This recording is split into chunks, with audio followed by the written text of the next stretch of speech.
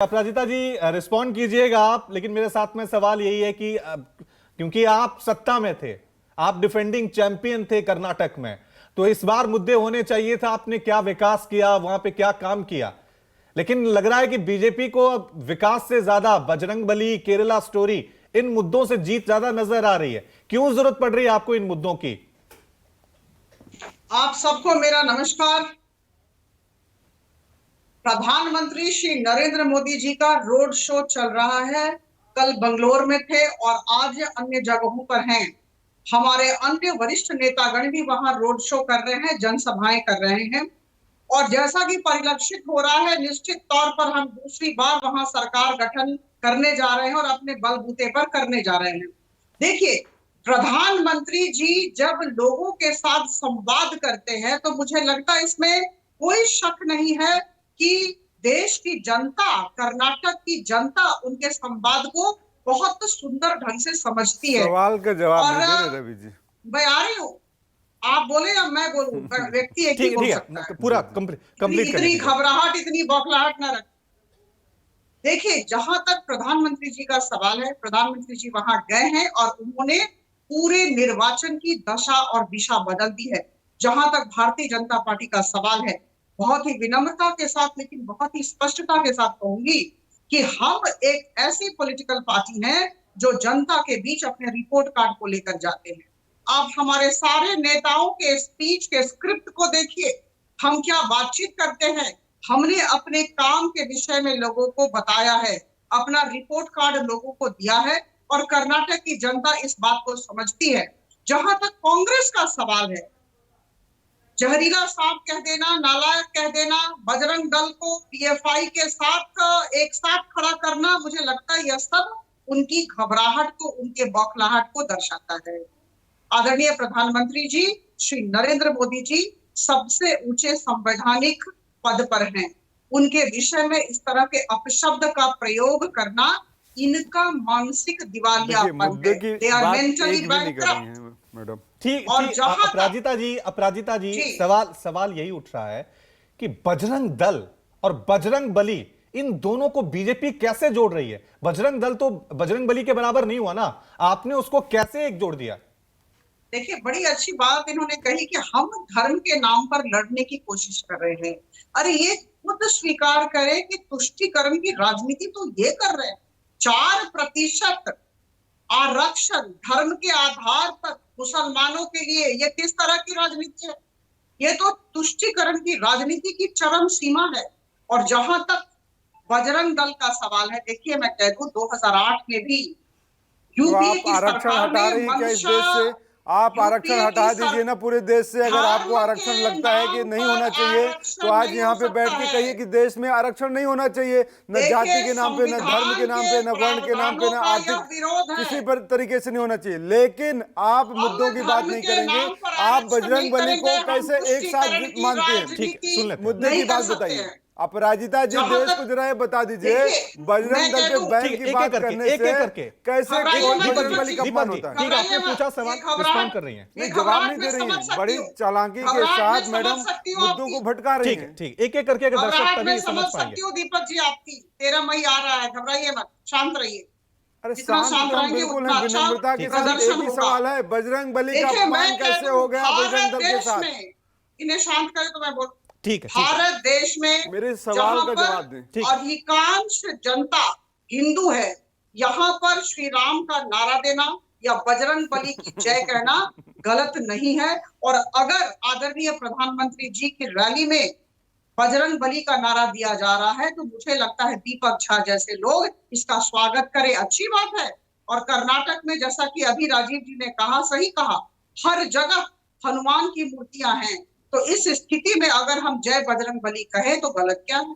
2008 से ही जहां तक बजरंग दल का सवाल है, इन्हें बजरंग दल से परहेज है और उस समय भी इसे बैन करना लेकिन चाहते थे। अपराजिता जी, तो मैं कह दूं कि अपराजिता जी, बजरंग हमारे बली का हमारे नारा देना कहाँ गलत है? ठीक है अपराजिता जी, हमारे देश का जो संवैधानिक सिस्टम है, डेमोक्रेटिक सिस्टम है, उसमें कहा गया कि धर्म जो है वो आस्था का विषय है। सरकारों के काम हो गए स्कूल बनाना, अस्पताल बनाना, लोगों को रोजगार उपलब्ध कराना, इकोनॉमी को संभालना। ये बजरंग बली हिंदू मुसलमान ये तो लोगों के अपने आस्था के विषय है ना, इनको चुनावों में, चुनावी रैलियों में इनका संबोधन करना ये कहां तक सही है? मैं आपको बता दूं, मैं बार बार ये कहना चाह रही हूँ, समझने का फर्क हो रहा है। देखिए, मैंने कहा कि हम अपना रिपोर्ट कार्ड लेकर लोगों के पास गए, और आज अगर दशा और दिशा निर्वाचन की बदली है तो इसका यह कारण भी है कि जनता समझती है, जनता शिक्षित है, और जनता प्रधानमंत्री जी और अन्य वरिष्ठ नेताओं के संवाद को समझती है। इन 5 वर्षों में हमारे नेताओं ने काम किया है, मुख्यमंत्री साहब ने काम किया, और इसकी वजह से हम कॉन्फिडेंट है कि हम जीतने वाले हैं। जहां तक बजरंगबली का सवाल है, जहां तक जय श्री राम का सवाल है, मुझे लगता है यह, जैसा कि आपने कहा, आस्था की बात है।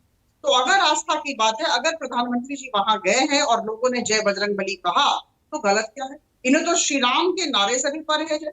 सोनिया गांधी जी को अच्छा नहीं लगता है जब जय श्री राम कहा जाता है, तो असुविधा कहाँ है? मुझे लगता है अगर हिंदू जय बजरंगबली कहते हैं तो इसे चुनावी रणनीति के साथ जोड़ना ये कर रहे हैं, हम नहीं कर रहे हैं। ठीक, मैं रिस्पॉन्ड कीजिए दीपक झा।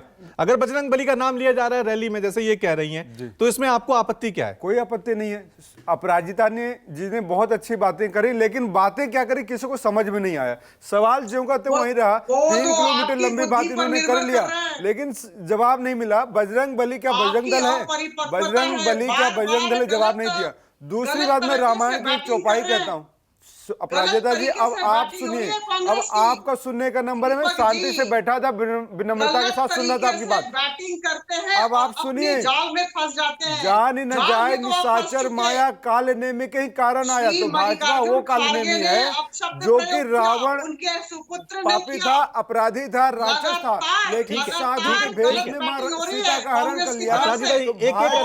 एक एक अपराजिता जी, और 13 मई को निश्चित तौर पर देखेंगे। ठीक है, एक एक करके ले लेते हैं। भाजपा रावण रूपी वो साधु है, जैसे साधु के रावण आ गया था ना, और मां सीता का हरण कर ले गया था। तो भाजपा उसी तरीके से रावण है, लेकिन राम के नाम के पीछे, राम तो सबका भला करेंगे, हनुमान सबका भला करेंगे, जो उनके अच्छा करेंगे तो भी। लेकिन भाजपा क्या है, राम की बात ना करके, हनुमान की बात ना करके, मुद्दों की बात ना करके देश की जनता को बांटना चाहती है। अरे राम आस्था का केंद्र है, इसीलिए आपको सबक सिखाया था माननीय श्री अटल बिहारी वाजपेयी ने नरेंद्र मोदी जी को कहा था, राष्ट्र धर्म का पालन करो। और राष्ट्र धर्म का पालन में ये नहीं होता कि आप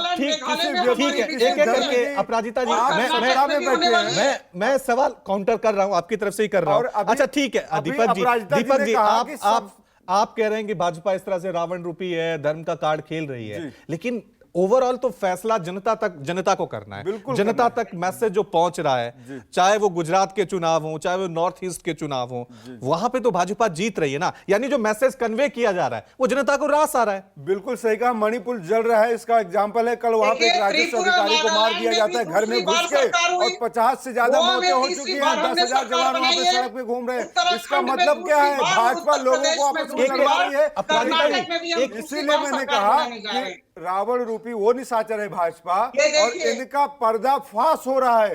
पर्दाफाश होने में टाइम लगता है। काले ने भी जैसे निशाचर था, और उसका पर्दाफाश होने में टाइम लगा था। ठीक, तो अब जनता समझ रही है। इनका रिपोर्ट कार्ड में बताता हूं जरा।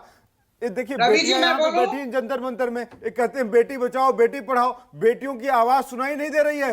एक बलात्कारी को बचाने के लिए अपने आभूषण को इन्होंने गले में धारण किया हुआ है। ब्रजभूषण सिंह जैसे लोगों को इन्होंने भाजपा का आभूषण बना रखा है। तो ये देखने वाली बात है कि बेटियों की आवाज। ठीक है, जवाब करप्शन इनका विधायक का बेटा करोड़ों रुपए लेके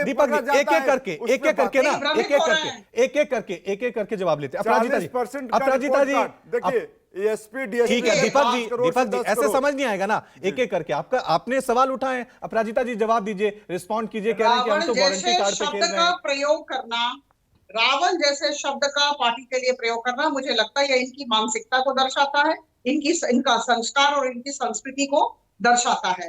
जहां तक कर्नाटक का सवाल है, राम के भक्त हैं, हनुमान के भक्त हैं, और आप बता रहे हैं बोलने दीजिए। अगर राम रावण था और रावण रूपी भाजपा ने अंदर मैं कह रहा हूं एक हमारे दर्शक ऑडियो किसी का, अब 2 लोग एक साथ बोलेंगे तो ऑडियो जनता तक नहीं जाएगा, ना उनकी बात ना आपकी बात। एक एक करके अपने पॉइंट रखें, पूरा मौका आपको मिलेगा। अपराजिता जी, ओवर टू यू। देखिए, अभी कुछ वक्त पहले त्रिपुरा, नागालैंड और मेघालय के परिणाम आए और कांग्रेस की क्या स्थिति है, मुझे लगता है इन्हें समीक्षा करने की जरूरत है। त्रिपुरा नागालैंड में दूसरी बार, गोवा में तीसरी बार, उत्तराखंड में दूसरी बार, यूपी में दूसरी बार और कर्नाटक में भी दूसरी बार हम सरकार बनाने जा रहे हैं। पिछले वर्ष भी 5 राज्यों में हमारी सरकार बनी है।